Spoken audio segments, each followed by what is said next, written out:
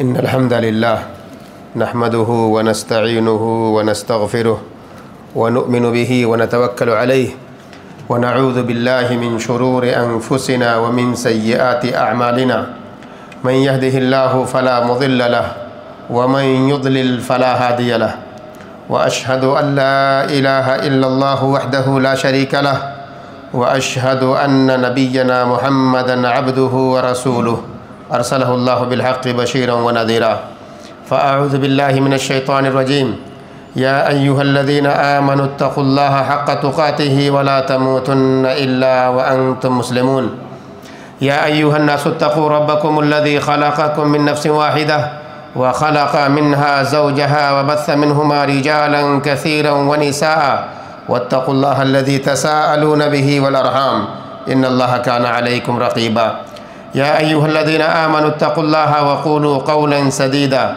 يصلح لكم أعمالكم ويغفر لكم ذنوبكم ومن يطع الله ورسوله فقد فاز فوزا عظيما أما بعد فإن خير الحديث كتاب الله وخير الهدي هدي محمد صلى الله عليه وسلم وشر الأمور محدثاتها وكل محدثة بدعة وكل بدعة ضلالة وكل ضلالة في النار فأعوذ بالله من الشيطان الرجيم وهو الذي يقبل التوبة عن عباده ويعفو عن السيئات ويعلم ما تفعلون۔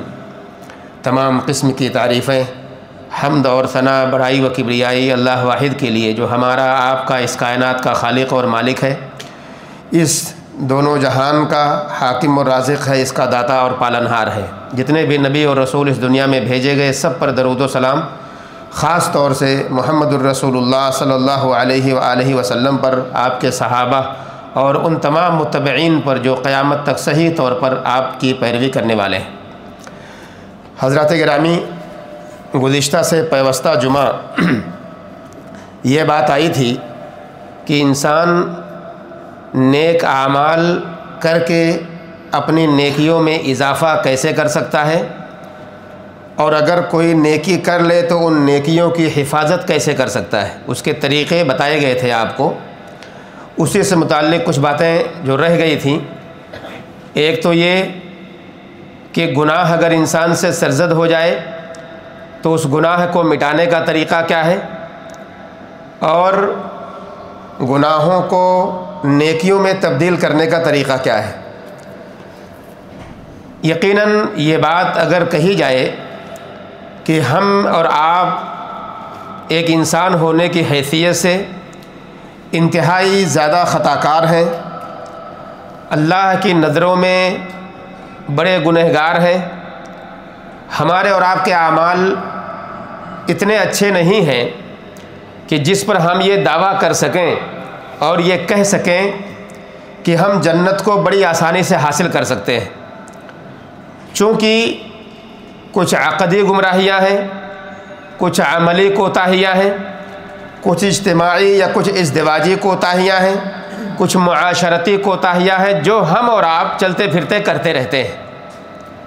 لیکن شریعت مطہرہ نے ہمیں اور آپ کو ان ساری برائیوں سے پاک ہونے کا طریقہ اور راستہ بتایا ہے، چاہے ہمارے عقیدے کی کمزوریاں ہوں، ہمارے ایمان کی کمزوریاں ہوں، ہماری عملی کوتاہیاں ہوں یا ہماری معاشرتی کوتاہیاں ہوں، ان ساری کوتاہیوں کو ختم کرنے کے لیے ہمیں اور آپ کو طریقے اور راستے بتائے گئے ہیں۔ جیسا کہ میں نے کہا کہ کل بنی آدم خطاء، کہ ابن آدم کا ہر فرد گنہگار ہے، خطا کار ہے، اور ان خطا کاروں میں سب سے بہترین وہ خطا کار ہے جو توبہ کرنے والا ہے، گناہوں سے مغفرت، گناہوں سے بخشش، گناہوں کو مٹانے کا سب سے بہترین طریقہ، سب سے اعلیٰ اور جس کا ہمیں حکم دیا گیا وہ طریقہ یہ ہے کہ مسلمان گناہوں سے توبہ کرے۔ توبہ کرنا بہت آسان ہے، بالکل بھی مشکل نہیں۔ ہم سے اور آپ سے کوئی بھی گناہ ہوا، ہم فوراً حاضر ہوئے اللہ کی بارگاہ میں، اس گناہ کا اعتراف کیا اور ہم نے توبہ کی کہ اے اللہ تو مجھے معاف کر دے، میں نے یہ غلطی کر لی ہے، مجھے معاف کر دے اور آئندہ میں دوبارہ یہ غلطی نہیں کروں گا، اللہ رب العالمین اس گناہ کو فوری طور پر معاف کر دیتا ہے۔ اللہ رب العالمین نے قرآن مجید میں فرمایا وَهُوَ الَّذِي يَقْبَلُ التَّوْبَةَ عَنْ عِبَادِهِ وَيَعْفُو عَنِ السَّيِّئَاتِ، وہ اللہ ہی کی ذات ہے جو اپنے بندوں سے ان کے توبہ کو قبول کرتا ہے اور ان کے گناہوں سے درگزر فرماتا ہے۔ وَيَعْلَمُ مَا تَفْعَلُونَ، اور وہ اللہ ہی ہے جو تمہارے ہر کرتوت کو جانتا ہے، ہر عمل کو جانتا ہے، اس میں کوئی شبہ کی گنجائش نہیں۔ تو اللہ رب العالمین اپنے بندوں کے توبہ کو قبول کرتا ہے، ہمارے اور آپ کے گناہوں سے درگزر کرتا ہے، معاف کر دیتا ہے اسے۔ بلکہ علماء نے عفو کے بارے میں ایک تشریح بیان کی کہ اس گناہ سے گناہ کو معاف کرنا اور گناہ کو مٹانے میں فرق ہے۔ ایک تو یہ چیز ہوتی ہے کہ بھائی چلو میں نے معاف کر دیا، نظر انداز کر دیا، اور ایک چیز میں نے اس کو مٹا دیا، یعنی ہمارے اندر جو وہ گناہ تھا اس گناہ کو مٹا دیا گیا، اس کا وجود ختم کر دیا گیا۔ تو یہ زیادہ اولا اور بہتر ہے کہ انسان کے گناہ کو مٹا دیا جائے، اور یہی ہے کہ اللہ رب العالمین انسان کے گناہ کو مٹا دیتا ہے، معاف تو کرتا ہی ہے اور ساتھ ہی ساتھ اس کا فائدہ یہ دیتا ہے ایک مسلمان کو کہ اس کے توبہ کی وجہ سے اس کے گناہوں کو مٹا دیا جاتا ہے۔ اللہ رب العالمین نے ایمان والوں کو خطاب کرتے ہوئے اپنے نبی محترم محمد الرسول اللہ صلی اللہ علیہ وسلم کے ذریعے ایک پیغام دیا ہے۔ پیغام کیا ہے اور کن کے لیے ہے؟ یہ پیغام خطا کاروں کے لیے ہے، ہم گنہگاروں کے لیے یہ پیغام ہے۔ پیغام اللہ رب العالمین نے قرآن میں بیان کیا، قل یا عبادی الذین اسرفوا علی انفسہم، قل یا عبادی الذین اسرفوا علی انفسہم لا تقنطوا من رحمت اللہ ان اللہ یغفر الذنوب جمیعا۔ اے نبی میرے ان بندوں سے کہہ دو جنہوں نے اپنے نفسوں پر خطا کیا، اپنے نفسوں پر ظلم کیا ہے، جنہوں نے گناہ کیا ہے، اے میرے نبی میرے ان بندوں سے کہہ دو کہ اللہ کی رحمت سے نا امید مت ہو، اللہ کی رحمت سے نا امید مت ہو۔ ان اللہ یغفر الذنوب جمیعا، اللہ تو وہ ہے جو سارے گناہوں کو معاف کرنے والا ہے۔ آج ایک مولوی اگر کسی کو ورغلائے، کسی کو یہ سمجھائے اور بتائے کہ تم اتنے بڑے مجرم ہو، اتنے بڑے گنہگار ہو، اتنے بڑے ملزم ہو، تم نے اتنے بڑے بڑے گناہ کیے ہیں، تمہاری تو بخشش بھی نہیں ہوگی، تمہاری تو مغفرت بھی نہیں ہوگی، تمہیں تو اللہ معاف نہیں کرے گا، اس لیے تم ایسا کرو ویسا کرو، یہاں جاؤ وہاں جاؤ، ان آستانوں کا چکر لگاؤ، یہاں وہاں ماتھے ٹیکو، اس طرح کی چیزیں اگر کوئی ورغلاتا ہے، میرے مسلمانوں کسی کے بہکاوے میں آنے کی ضرورت نہیں ہے۔ یہ ہمارا رب ہم سے کہہ رہا ہے، اے نبی میرے بندوں سے کہو، اور میرے وہ بندے جنہوں نے اپنے آپ پر گناہ کیا ہے، اپنے آپ پر غلطیاں کی ہیں، اپنے آپ پر ظلم کیا ہے، گناہ کر لیا ہے، ان سے کہو کہ اللہ رب العالمین سارے گناہوں کو معاف کرنے والا ہے، سارے گناہوں کو، بس اللہ کی طرف تمہیں پلٹنے کی ضرورت ہے، اللہ کی طرف جانے کی ضرورت ہے۔ اور جب انسان اللہ کی طرف پلٹتا ہے، اس کے پاس جاتا ہے، اپنی ان گناہوں کی مغفرت اور بخشش طلب کرتا ہے، تو اللہ رب العالمین سارے گناہوں کو معاف کر دیتا ہے۔ یہ اللہ رب العالمین کا کتنا بڑا کرم اور احسان ہے ایک ایمان والے پر، کہ اگر وہ توبہ کے لیے پہنچتا ہے تو اللہ رب العالمین اس کے گناہوں کو معاف کر دیتا ہے۔ حدیث لیجئے، اللہ کے نبی محمد الرسول اللہ صلی اللہ علیہ وسلم ارشاد فرماتے ہیں، حدیث قدسی ہے، یعنی اللہ رب العالمین نے خود گفتگو کی ہے اللہ کے نبی محمد الرسول اللہ صلی اللہ علیہ وسلم سے اس حدیث کے اندر۔ الفاظ اللہ رب العالمین کے بیان کرنے والے کون؟ اللہ کے نبی محمد الرسول اللہ صلی اللہ علیہ وسلم۔ کیا کہتے ہیں کہ اللہ رب العالمین فرماتا ہے، یا ابن آدم انک ما دعوتنی ورجوتنی غفرت لک، اے ابن آدم تو جس انداز میں جب بھی تو مجھے یاد کرے گا، چاہے جس حالت میں مجھے تو پکارے گا، مجھ سے امید رکھے گا، غفرت لک علی ما کان منک، تو نے جو کچھ بھی گناہ کیا ہوگا میں معاف کرنے والا ہوں۔ یہ اللہ رب العالمین کہہ رہا ہے حدیث قدسی کے اندر۔ تو مجھے یاد تو کر، مجھے پکار تو صحیح، مجھے آواز تو دے، اپنے گناہوں کی بخشش طلب تو کر، میں معاف کرنے والا ہوں، تو جتنا بڑا گنہگار ہی کیوں نہ ہو۔ اس کے بعد فرماتے ہیں ولا ابالی، اللہ کو کوئی پرواہ نہیں ہوتی ان سب چیزوں کی کہ بھائی کتنا بڑا گنہگار آدمی کیوں، میں کیوں پرواہ کروں، میں معاف کرنے والا ہوں۔ آگے فرماتے ہیں یا ابن آدم انک لو اتیتنی بقراب الارض خطایا، اے ابن آدم اگر تو میرے پاس اس حالت میں آئے گا کہ زمین بھر کے گناہ کر کے آئے، پوری زمین بھر کر کے گناہ تو کر کے مجھ سے ملاقات کر رہا ہے، اس حالت میں کہ تو نے میرے ساتھ کسی کو شریک نہیں کیا ہوگا، اگر تو اس پوزیشن میں بھی مجھ سے ملے گا تو کہا اللہ رب العالمین نے حدیث قدسی کے اندر لَأَتَيْتُكَ بِقُرَابِهَا مَغْفِرَةً، تو میں تیرے لیے اتنی ہی مغفرت لے کر کے آؤں گا۔ ہم کیا سمجھتے ہیں، ہم نے کوئی گناہ کر لیا ہے تو اب ہم اتنے بڑے مجرم ہو گئے کہ اللہ ہمیں معاف نہیں کرے گا؟ ہمارا اللہ جو ساری کائنات کا رب ہے، سب کا مالک ہے، سب کا حاکم اور رازق ہے، مدبر ہے، غفار ہے، بخشنے والا ہے، اتنا بڑا ظالم نہیں ہو سکتا اپنے بندے کے اوپر کہ اسے معاف نہ کرے۔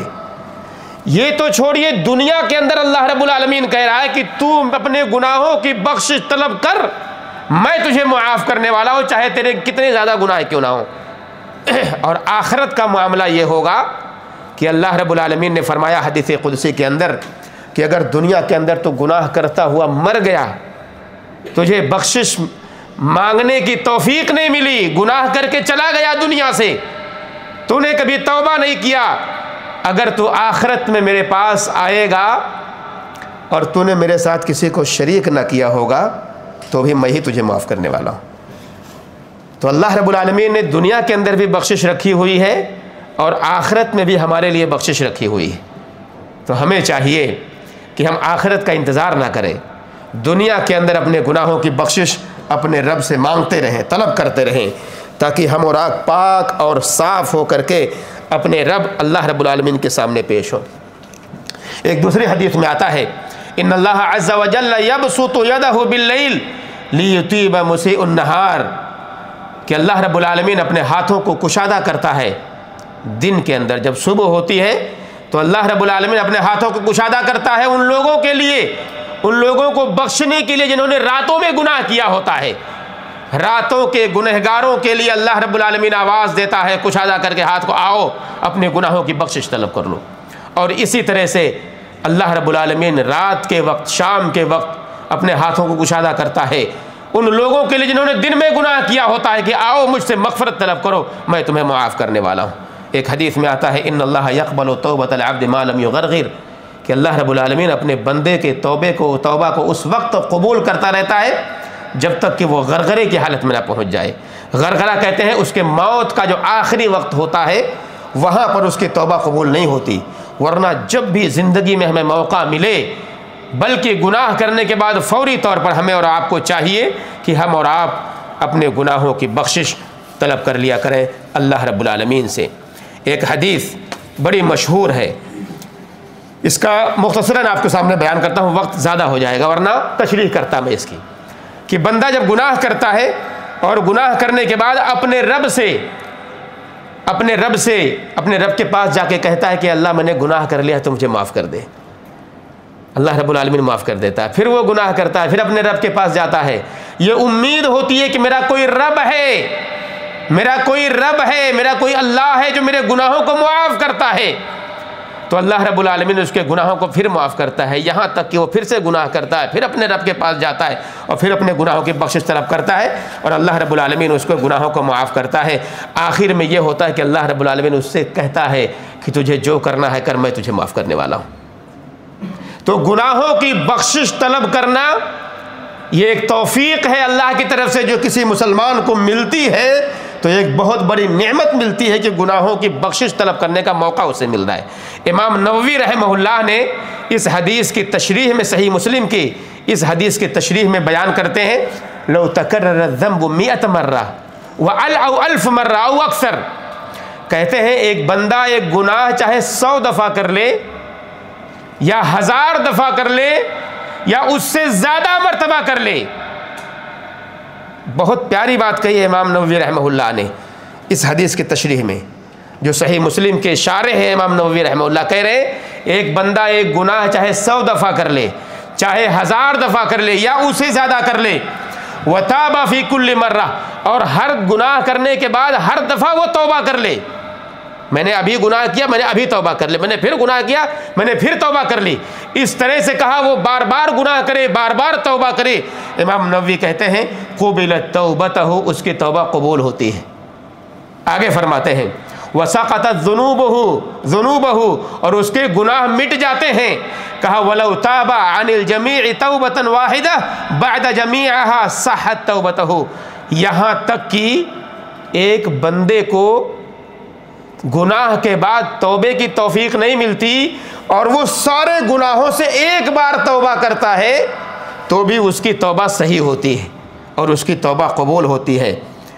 وقال، اور اللہ رب العالمین نے، اللہ کے نبی صلی اللہ علیہ وسلم نے جو یہ کہا کہ حدیث قدسی میں کہ اعمل ما شئت، کہ اللہ یہ کہتا ہے تجھے جو کرنا ہے کر لے، میں معاف کرنے والا ہوں. اس کا مطلب یہ ہے معناہ ما دمت تذنب فتتوب غفرت لک، کہ جب بھی تو گناہ کرتا رہے گا اور توبہ کرتا رہے گا میں تجھے معاف کرتا رہوں گا. تو یہ اللہ رب العالمین نے ہمارے اور آپ کے، ہم جیسے گنہگاروں کے لیے اتنے بڑے دروازے کھولے ہوئے ہیں کہ گناہوں کو مٹانا ہے تو اللہ کی بارگاہ میں توبہ کرو، گناہوں سے معافی مانگو، بخشش طلب کرو اپنے رب سے، اللہ رب العالمین اسے معاف کرنے والا ہے. اسی طرح سے گناہوں کی بخشش کے اور بھی بہت سارے طریقے ہیں، بہت سارے راستے ہیں. شارٹ کٹ طریقے سے آپ کو بتا رہا ہوں. نمازیں ادا کرنا، روزے رکھنا، حج کرنا، زکوٰۃ دینا، یہ سارے واجبات ہیں جو ایک مسلمان کے اوپر واجب ہے کہ اسے ادا کرے جب اس کا وقت پہنچ جائے. جب ان ساری چیزوں کو انسان ادا کرتا ہے تو اس کے گناہوں کو اللہ رب العالمین مٹا دیتا ہے، ختم کر دیتا ہے، پاک کر دیتا ہے گناہوں سے. اسی طرح سے ذکر کی مجلسوں میں شرکت، جہاں اللہ اور اس کے رسول کی بات ہو رہی ہو، ان مجلسوں میں شرکت کرنے سے بھی انسان کے گناہ مٹتے ہیں. اللہ رب العالمین نے فرمایا وَأَقِمِ الصَّلَاةَ طَرَفَيِ النَّهَارِ وَزُلَفًا مِنَ اللَّيْلِ، کہ اپنے رب کے لیے نماز ادا کرو، نماز قائم کرو دن کے دونوں سروں میں اور رات کی کئی ساعتوں میں. ان الحسنات یذہبن السیئات، کہا نماز ادا کرو کیونکہ ان الحسنات یذہبن السیئات، نیکیاں جو ہوتی ہیں وہ گناہوں کو ختم کر دیتی ہیں، نیکیاں گناہوں کو مٹا دیتی ہیں. ذالک ذکری للذاکرین، یہ دراصل ان لوگوں کے لیے نصیحت ہے جو حقیقت میں نصیحت پکڑنے والے لوگ ہیں. ہمیں اگر یہ بات معلوم ہے کہ ہمارے گناہ کو ہمارے نیک اعمال مٹا دیتے ہیں تو گویا کہ ایک نماز ہم نے ادا کی اور جب دوسری نماز ہم پڑھ لیتے ہیں تو ان دونوں نمازوں کے درمیان کیے ہوئے گناہوں کو اللہ رب العالمین مٹا دیتا ہے. کیا چاہیے ہمیں؟ کیا بچا ہے؟ آپ اگر اللہ کی بارگاہ میں روتے بھی نہیں ہیں، ہماری آنکھیں اگر خشک ہو گئی ہیں، ہمیں توفیق بھی نہیں ملتی کہ ہم کبھی اپنے رب کے سامنے تنہائی میں بیٹھیں، اپنے گناہوں کو یاد کریں، تو کم سے کم اتنی تو توفیق ہوتی ہوگی کہ مسجدوں میں آ کے نماز ادا کر لیا کریں. تو جب نماز ہم اور آپ پڑھتے ہیں نا تو اس کے درمیان کیے ہوئے گناہوں کو اللہ رب العالمین مٹا دیتا ہے. حدیث بڑی مشہور ہے، آپ نے سنا بھی ہوگا، ارأیتم لو ان نہرا بباب احدکم یغتسل فیہ خمسا، کہ ایک آدمی، اللہ کے نبی صلی اللہ علیہ وسلم نے مثال دی، گناہوں کے مٹنے کی مثال دی کہ گناہ انسان کے جھڑتے کیسے ہیں، انسان کے بدن سے جو اس سے گناہ کیا ہوتا ہے اس گناہ کو اللہ رب العالمین مٹاتا کیسے ہے. ایک مثال اللہ کے نبی صلی اللہ علیہ وسلم نے دی. کہا کہ اے صحابہ مجھے بتاؤ اس آدمی کے بارے میں تمہاری کیا رائے ہے. ایک آدمی جس کے گھر کے سامنے نہر بہ رہی ہو، گھر کے جسٹ سامنے، دور نہیں، اس کے گھر کے سامنے نہر بہ رہی ہو، اور وہ آدمی اس نہر میں دن کے اندر اور رات میں 5 دفعہ غسل کرتا ہو. کتنی دفعہ؟ 5 مرتبہ اس میں نہائے جا کر کے. هل يبقى من درنه شيء، اے صحابہ مجھے بتاؤ کیا اس 5 دفعہ غسل کرنے والے کے بدن پر کسی قسم کا میل اور کچیل رہ جائے گا؟ کوئی گندگی اس کے بدن پر رہے گی؟ صحابہ نے کہا کیسے ممکن ہے یہ؟ نہیں، وہ پاک اور صاف ہو جائے گا۔ تو اللہ کے نبی صلی اللہ علیہ وسلم نے مثال دے کہا یہی مثال 5 وقت کے نماز پڑھنے والے کی طرح ہے۔ 5 وقت کا نماز پڑھنے والا ویسے ہی ہے کہ جس طرح سے 5 دفعہ نہانے والا اس کے جسم پر کوئی میل اور کچیل نہیں بچتا ہے، 5 دفعہ نماز پڑھنے والا گناہوں سے ویسے ہی پاک ہو جاتا ہے۔ مل گیا؟ نمازیں ایک دوسرے کے لیے کفارہ ہیں، ان کے درمیان کیے ہوئے گناہوں کا کفارہ ہیں۔ ایک نماز پڑھنے کے بعد جب دوسری نماز انسان پڑھتا ہے تو اس درمیان کیے ہوئے گناہوں کو اللہ رب العالمین مٹا دیتا ہے۔ ایک حدیث میں آتا ہے، فرماتے ہیں وَأَتْبَعِ السَّيِّئَةَ الْحَسَنَةَ تَمْحُهَا، آپ گناہ کے بعد نیکی کیجئے کیونکہ وہ نیکی اس گناہ کو مٹا دیتی ہے۔ حدیث میں آتا ہے الصلوات الخمس والجمعۃ الی الجمعۃ ورمضان الی رمضان مکفرات لما بینہن اذا اجتنبت الکبائر، کہا ایک نماز سے دوسری نماز، ایک جمعہ سے دوسرا جمعہ اور ایک رمضان سے دوسرا رمضان۔ ہم تو شارٹ ٹرم کی بات کر رہے تھے ابھی نماز کی، جو ظہر سے عصر، عصر سے مغرب، مغرب سے عشاء، یہ شارٹ ٹرم ہے، 2 گھنٹے 3 گھنٹے کا فاصلہ ہے۔ ایک ہفتے کا فاصلہ بھی اللہ کے نبی صلی اللہ علیہ وسلم نے دیا۔ ایک جمعہ کی نماز آج پڑھ رہے ہیں آپ نے پچھلے جمعہ کی نماز پڑھی ہوگی، ابھی رمضان جو گزرا ہے اس رمضان اور آنے والا رمضان، کہا یہ سب ایک دوسرے کے درمیان کیے ہوئے گناہوں کا کفارہ ہے۔ کیا چاہیے؟ شارٹ ٹرم کے لیے بھی، لانگ ٹرم کے لیے بھی۔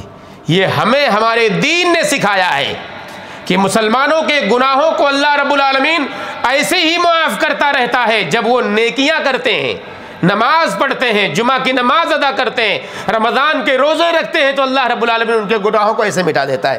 اذا اجتنبت الکبائر، جب وہ کبیرہ گناہ سے بچتے ہیں۔ کبیرہ گناہ کوئی معافی کے لیے اللہ سے توبہ کرنا ضروری ہے، اللہ سے معافی مانگنا ضروری ہے، اور ساتھ ہی ساتھ اگر اس کبیرہ گناہ کا تعلق بندے کے حقوق سے نہیں ہے، وہ اللہ کے حقوق سے ہے، تو اللہ رب العالمین توبہ قبول کر لیتا ہے، اور اگر بندوں کے حقوق سے ہے تو جب تک کہ اس کے حق کو ادا نہیں کرتا اللہ رب العالمین اس کو معاف نہیں کرتا ہے۔ اس لیے بندوں کے حقوق کی اہمیت ہے۔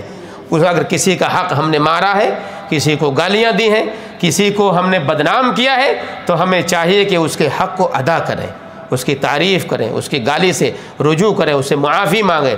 کسی کا حق ہم نے ضبط کیا ہے اس کو وہ چیز دے دیں، تب جا کر کے اللہ رب العالمین ہماری توبہ کو قبول کرے گا۔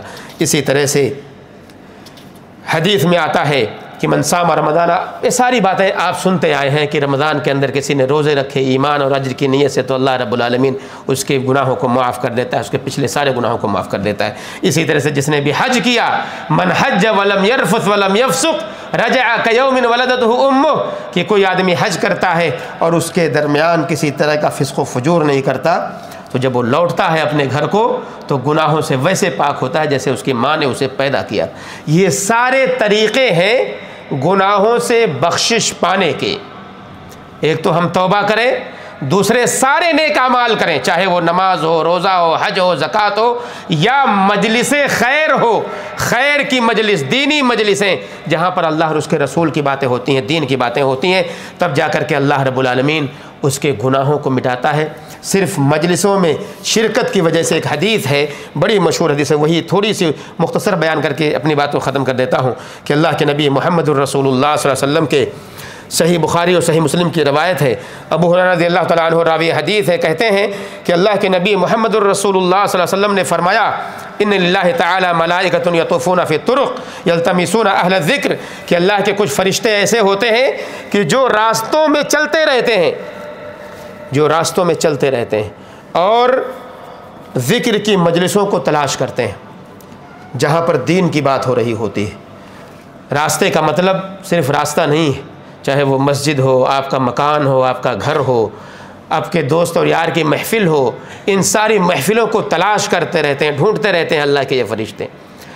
ڈھونڈتے کیا ہیں وہ؟ کہ اللہ کو یاد کرنے والے کہاں ہیں، اللہ کے ذکر کرنے والے کہاں ہیں؟ وہ ڈھونڈتے رہتے ہیں۔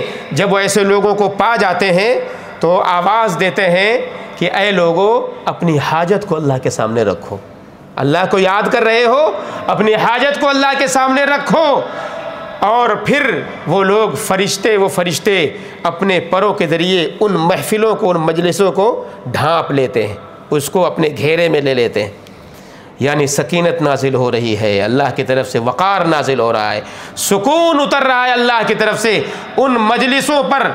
فَيَسْأَلُهُمْ رَبُّهُمْ وَهُوَ أَعْلَمُ، پھر یہ مجلس والے اپنے رب سے مانگتے ہیں، جبکہ اللہ رب العالمین کو سب کچھ پتہ ہے کیا ہو رہا ہے، لیکن پھر بھی یہ تعلیم کے لیے فرشتوں کو بھیجتا ہے۔ فرشتوں بتاتے ہیں کہ اپنے رب سے مانگو، کیا مانگنا ہے۔ وہ اپنے رب سے مانگتے ہیں، اللہ ان سے پوچھتا ہے کہ یہ لوگ کیا کر رہے ہیں۔ کہا تیری تحمید، تیری تکبیر، تیری تسبیح، تیری تعریف ہی تعریف کر رہے ہیں مالک۔ حدیث لمبی ہے، آخر میں یہ بات آتی ہے کہ اللہ رب العالمین ان کے گناہوں کو معاف کر دیتا ہے، ان کی بخشش کر دیتا ہے، یہاں تک کہ ایک کہنے والا فرشتہ ایک بات کہتا ہے۔ کیا کہتا ہے؟